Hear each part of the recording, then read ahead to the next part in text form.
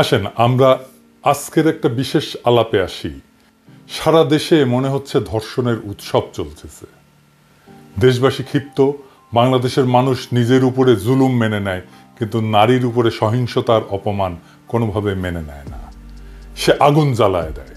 কিন্তু তারপরেও নানা আলাপ আসে নানা জায়গা থেকে। আলাপ আসে পোশাকের শালীনতার। বলা হয় শালীন পোশাক না পরার জন্যেই ধর্ষণ হয়। এমনকি বাংলাদেশে এমন মালও আছে যারা এইভাবে পোস্টার নিয়ে দাঁড়ায় যে অশ্লীল পোশাক পরে পুরুষদের নাকি নারীরা সুড়সুড়ি দেয়। তাই সেইটা তাদের অপরাধ। এডিটর সাহেব, পিছে পোস্টারটা দেখান। এটা হাসিনার আমলে। হাসিনা আমাদের গণতান্ত্রিক অধিকার, ভোটের অধিকার না দিলেও এইসব ফাইজলামির অধিকার ঠিকই দিছিল। এই যে ভাল শুন, তুই যে চর্বি জমাছু, এটা দেখে কত রংধনুর সুরসুরি লাগে তুই জানিস? তোর তো শাস্তি হওয়া উচিত সুরসুরি দেওয়ার জন্যে। তোর তো জেলেত ভরা দরকার। জেলেত গেছু জিন্দগি? হ্যাঁ রে বালশুন, তোর তো দিনে ভ্যাস্তা সার্ভিস দেওয়া লাগবি, দিনে 40 বার। এবার আসেন দেখি ধর্ষণের দায়টা আসলে কার। ধর্ষণের জন্য নারীর পোশাক দায়ী কিনা এই নিয়ে বিতর্ক বহুদিনের। ইসলামে ধর্ষণের জন্য দায়ী একমাত্র ধর্ষক। কিছু কিছু ইসলামপন্থী মতবাদ নারীকে শালীন পোশাক পরার উপদেশ দিয়ে ধর্ষণ প্রতিরোধের উপায় হিসাবে দেখায়। অন্যদিকে বাংলাদেশের মিলিটেন্ট সেকুলাররা বলে আমার শরীর আমার সিদ্ধান্ত, এই বইলা নারীর ব্যক্তিগত স্বাধীনতার উপরে জোর দেয়। তবে এই দুই চরম অবস্থানের মাঝামাঝি যুক্তিসঙ্গত ব্যাখ্যা কি হতে পারে, সেইটাই আজকে আমাদের আলোচনার বিষয়। নারী এবং পুরুষের যৌন সম্পর্ক পৃথিবীর একটা জরুরি এবং গুরুত্বপূর্ণ সম্পর্ক। এই সম্পর্কের মূল বিষয়টা কি? মূল বিষয়টা হচ্ছে কবুলিয়ত, কবুল করা একে অপরকে। সেই জন্যই বৈবাহিক সম্পর্কে দুইজনকে কবুল বলতে হয়। এখন একজন কবুল করলো না, সে কবুলিয়ত ছাড়া, সম্মতি ছাড়া সে যৌন সম্পর্ক করলো, সেইখানে কি হইল?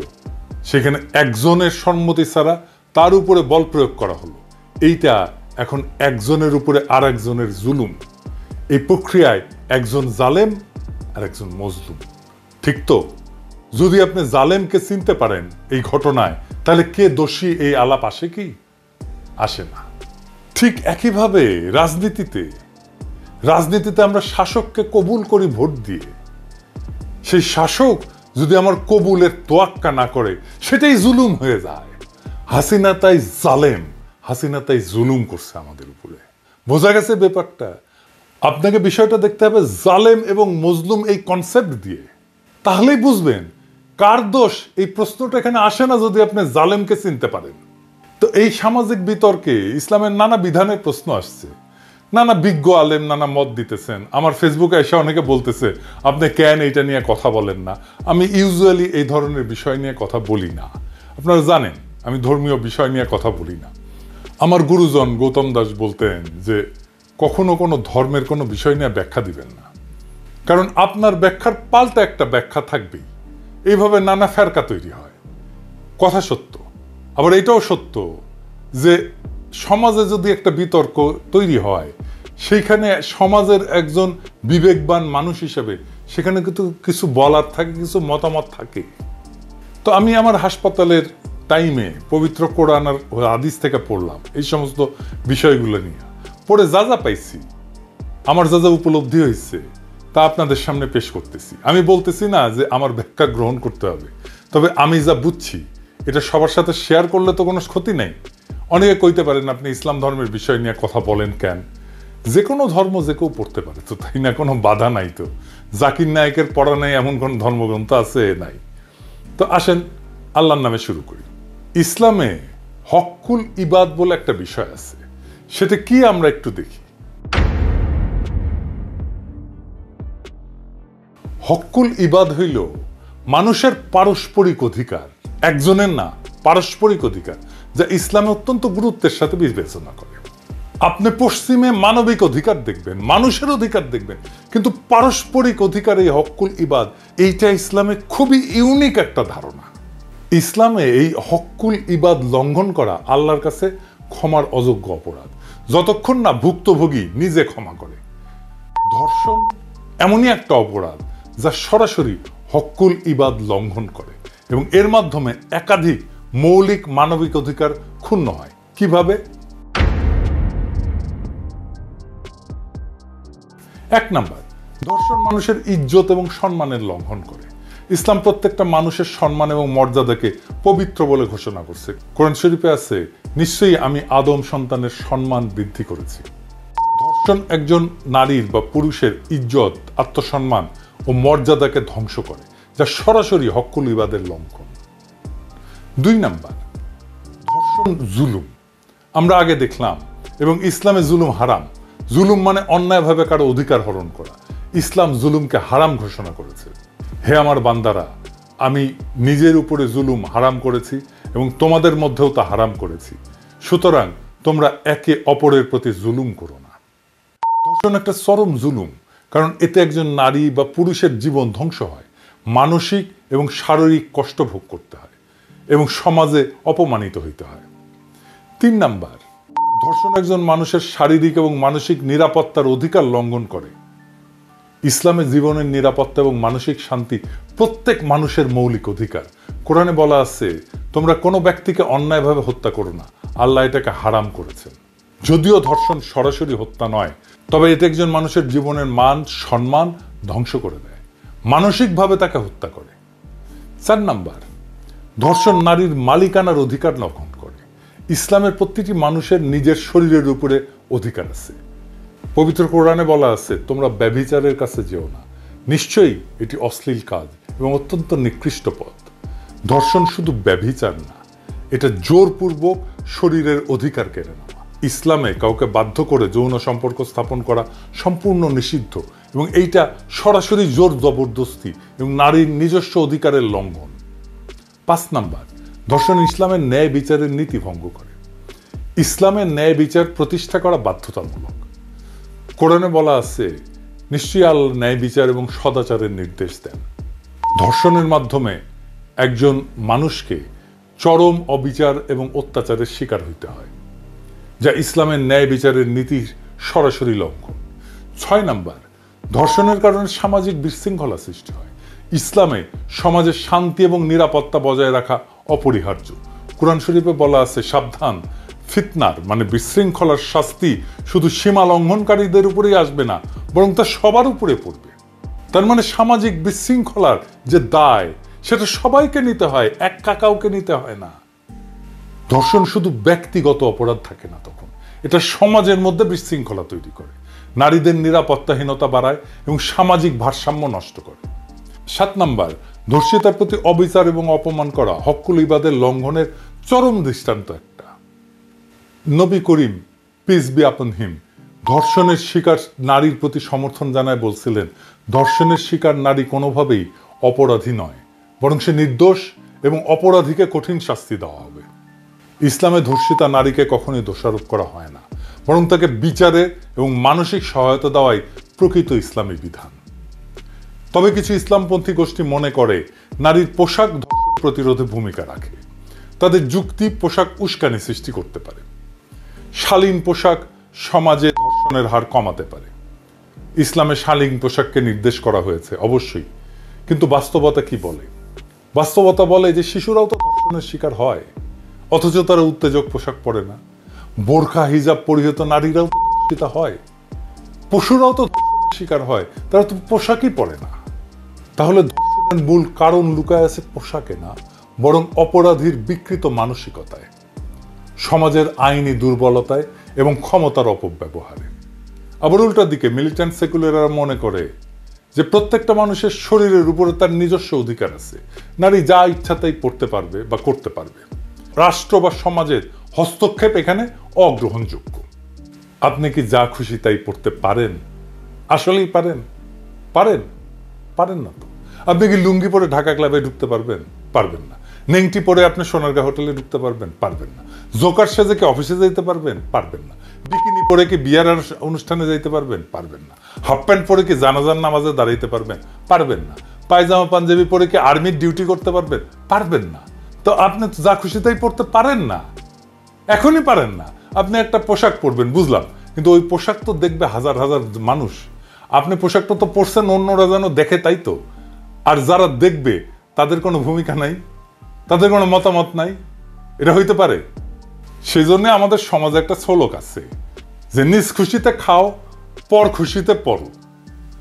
আমাদের শরীরের উপরে আমাদের আংশিক কর্তৃত্ব আছে, পূর্ণ কর্তৃত্ব নাই। পুরুষ বা নারীর শরীরের উপরে তার অধিকার আছে, কিন্তু সেটা সীমাহীন না। ব্যক্তি স্বাধীনতা থাকতে হবে, কিন্তু সেটা সামাজিক নীতির সাথে সামঞ্জস্যপূর্ণ হতে হবে। স্বাধীনতা মানে তো যা খুশি তা করা না, সমাজ এবং রাষ্ট্রের কিছু বিধান মেনে চলতে হবে। যেমন ধরে নিরাপত্তার জন্য তো আমরা ট্রাফিক আইন মেনে চলি। হক্কুল ইবাদ মানে একার অধিকার না, কিন্তু পারস্পরিক মানবিক অধিকার, এটা মাথায় রাখবেন। আর একজনের অধিকারকেও আপনাকে রক্ষা করতে হবে। এই মিলিটেন্ট সেকুলাররা এইখানে এসে সমস্যা করে। সে নিজের অধিকারের কথা বলে, আর একজনের অধিকারের কথা ভুলে যায়। কিন্তু ইসলামে আপনার দুইজনের অধিকারের কথাই মাথায় রাখতে হবে। এটাই হক্কুল ইবাদ। শরীরের উপরে আংশিক কর্তৃত্বের যৌক্তিকতা কি, এটা দার্শনিক ব্যাখ্যা কি, আসেন এটা একটু বুঝে দেখি। যদি মানুষের শরীরের উপরে পূর্ণ অধিকার থাকে, তাহলে তো আত্মহত্যা করা বা মাদক গ্রহণ বৈধ হইতে হবে। তাই ব্যক্তির শরীরের উপর কিছু সীমাবদ্ধতা থাকা উচিত। ব্যক্তির স্বাধীনতা এবং সমাজের স্বার্থের মধ্যে ভারসাম্য দরকার। এটাই সামাজিক চুক্তি। এই সামাজিক চুক্তি ছাড়া সমাজ রাষ্ট্র কিছুই চলে না। তাই রাষ্ট্র কিছু বিধি তৈরি করতে পারে, সমাজও কিছু বিধি তৈরি করতে পারে। সমাজের বিধিটা আসে ধর্ম থেকে। অনেকে ধর্ষণের কঠোর শাস্তির কথা বলছেন, আসেন এই প্রসঙ্গে একটু আলাপ করি। কেবল কঠোর শাস্তি কোনো অপরাধ কমায় না। অপরাধ বিজ্ঞানের গবেষণায় দেখা গেছে যে শাস্তির নিশ্চয়তা, অর্থাৎ অপরাধী ধরা পড়বে এবং শাস্তি পাবে এই সম্ভাবনা যদি থাকে, সেটা অপরাধ প্রতিরোধে শাস্তির কঠোরতার চাইতে বেশি কার্যকর। 2001 সালে পল জেন্ড্রা উনি একটা গবেষণা করছিলেন। অনেকগুলো গবেষণা মিলে 50টা গবেষণাকে মিলে একসাথে উনি দেখছিলেন যে কি পাওয়া গেছে। এটাকে মেটা অ্যানালাইসিস বলে আর কি। তো এখানে প্রায় 3.5 লক্ষ অপরাধীর তথ্য বিশ্লেষণ করা হয়েছিল। গবেষণায় দেখা গেছে যে দীর্ঘ কারাদণ্ড অপরাধের পুনরাবৃত্তি কমায় না। বেশি দিন জেলে থাকলে সে তার অপরাধ প্রবণতা কমে না, বরং কিছু ক্ষেত্রে এর ফলে অপরাধী আরো বেশি পুনরায় অপরাধে জড়ায় পড়ে। এছাড়া মৃত্যুদণ্ডের কার্যকারিতা নিয়েও গবেষণাগুলো স্পষ্ট না। পৃথিবীর অনেক দেশে মৃত্যুদণ্ড আছে, অনেক দেশে আবার নাই।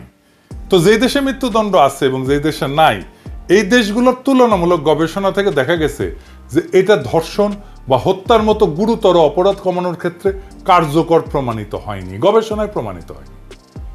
যেই দেশে বিচারহীনতা থাকে, ইনসাফ না থাকে, সেই দেশের শাস্তিকে যতই কঠোর করা হোক না কেন, অপরাধ কমবে না।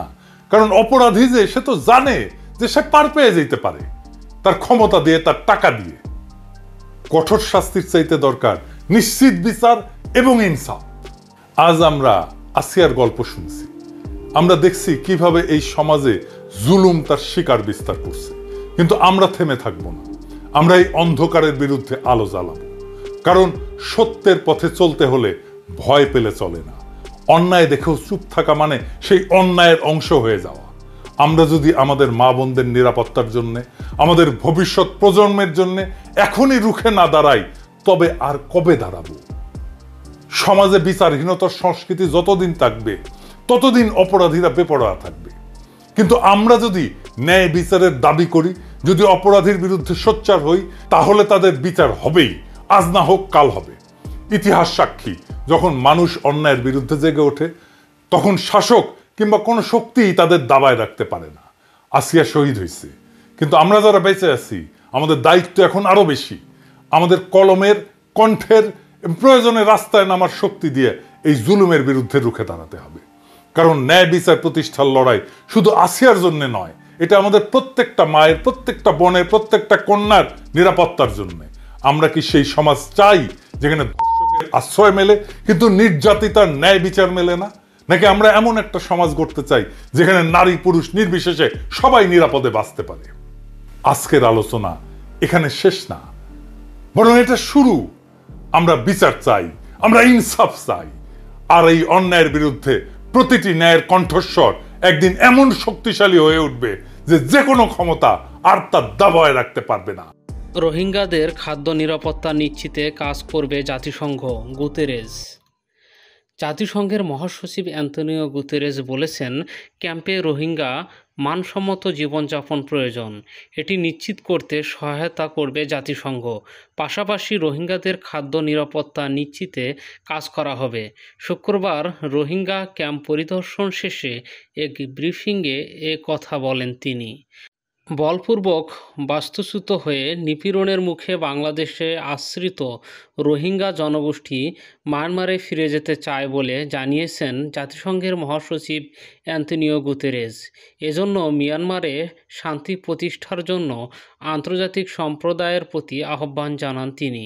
এর আগে জাতিসংঘ মহাসচিব রোহিঙ্গাদের কথা শুনেছেন এবং ক্যাম্পের বিভিন্ন কার্যক্রম পরিদর্শন করেন।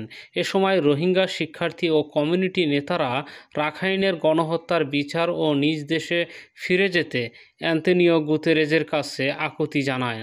পাশাপাশি খাবার বিল কমানোসহ টেকসই প্রত্যাবর্তনের বিষয়ে সহযোগিতা কামনা করে বক্তব্য রাখেন তারা। রোহিঙ্গা সহায়তা হ্রাসে জাতিসংঘের মহাসচিবের উদ্বেগ।